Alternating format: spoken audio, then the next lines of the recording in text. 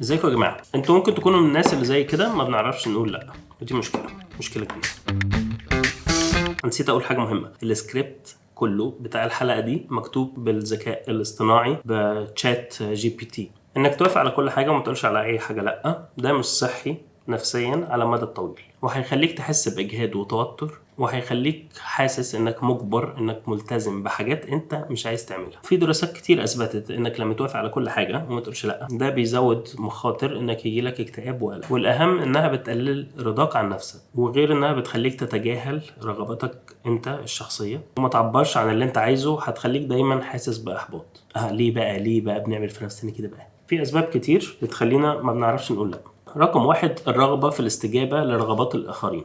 منها مثلا انك انت بتحس بضغط من كتر طلبات الناس والحاحهم، فبيخليك عايز ترضيهم عشان تخلص وتشيل ده من على دماغك. تاني حاجة مثلا ممكن يكون الخوف من رد فعل الناس لما انت ترفض، فبتقول وخلاص عشان انت مش عايز توصل للمرحلة بتاعت الرفض ورد الفعل وتقعد تصالح وبتاع. تالت حاجة، ضعف التعبير عن الرأي. ده يعني مثلا الشخص ما بيعرفش يعبر عن رفضه، ما بيعرفش يقول لا، وده بيكون مشكلة لأن الشخص مش عامل حدود لنفسه. لازم تعمل حدود وتعرف الناس إن في حاجات وفي حاجات لأ، لأن الشخص التاني اللي بيطلب منك هو عارف إنك أنت هتقول فبيدي لك تاني عادي بيطلب منك أكتر. رقم 4، الشعور بالذنب. في ناس لما بتقول لأ أو بترفض طلب معين بيحسوا كده جواهم إن هم عملوا حاجة غلط وإنهم رفضوا يساعدوا الشخص ده، وبيفضل يلوم نفسه في حاجة هي من حقه أصلا، يعني من حقه إن هو يقول لأ. ده أنا كنت قريت في كتاب مرة كان بيرجع أسباب الرفض دي ل100,000 سبب كده.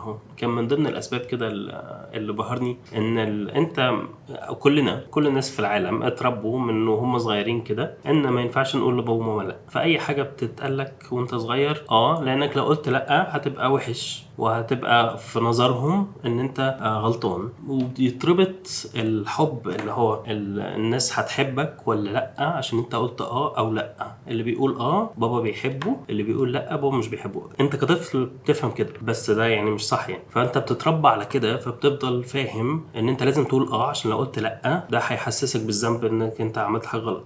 رقم 5، عدم القدره على التعامل مع الرفض. يعني هو هل لما انا اقول لا دلوقتي هل هيزعلوا، هل هياخدوا موقف، هل انا هبقى انسان وحش ولا مش وحش؟ فهو التفكير بقى في الحاجات دي، فانت بتوافق وخلاص. السادس الحاجه، الانسكيورتي او عدم الشعور بالامان. في ناس بتفكر انها لما تقول لا فهتبقى مش محبوبة أو ما تستاهلش المكان اللي هي فيه أو مش جديرة بالمكان ده. يعني مثلا واحد موظف بيشتغل كل يوم بيجيب الفطار لزمايله في الشغل عشان يبان إن هو محبوب. مثلا بيطلب منه ان هو يفضل يسهر لحد متأخر في الشغل. لو هو قال لا هو هيبقى خايف احسن يسيب الشغل، احسن يمشوه. بس هو لا، يعني هو انت لا، ده حقك ان انت تشتغل لحد ساعة معينة.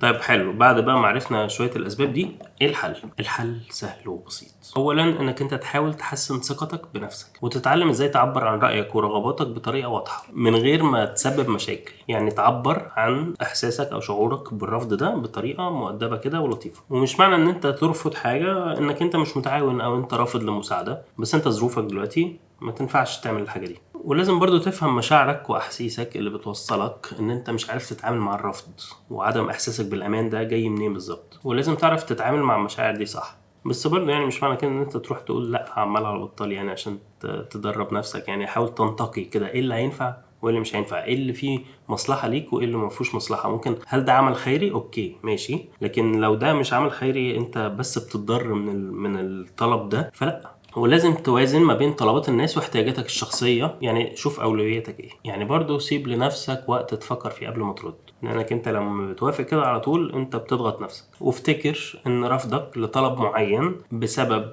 احتياجاتك الشخصية حاجة ما تحسش فيها بالذنب خالص. يعني انت في الوقت ده مصلحتي الشخصية او احتياجاتي الشخصية، بلاش مصلحتي الشخصية، اهم من الطلب ده. الموضوع مش سهل وهياخد منك وقت، بس هتحتاج تتدرب عليه ومع الوقت هتحس بتحسن وهتقدر تقول لا بثقة من غير ما تحس بالذنب. يكشف عايز اشكر الذكاء الاصطناعي. انا جودت يعني في كام حته كده لكن البتاع كله كان بالشات جي بي تي، وممكن نبقى نعمل عنه حلقه. يعني الموضوع عجبني بصراحه، بيكتب سكريبتات حلوه بس قصيره. بس احنا يعني مضطرين بقى يعني نزود كده شويه عشان الحلقه هتبقى دقيقه. انتوا عاملين ايه؟ كويسين؟ ماشي، مع السلامه.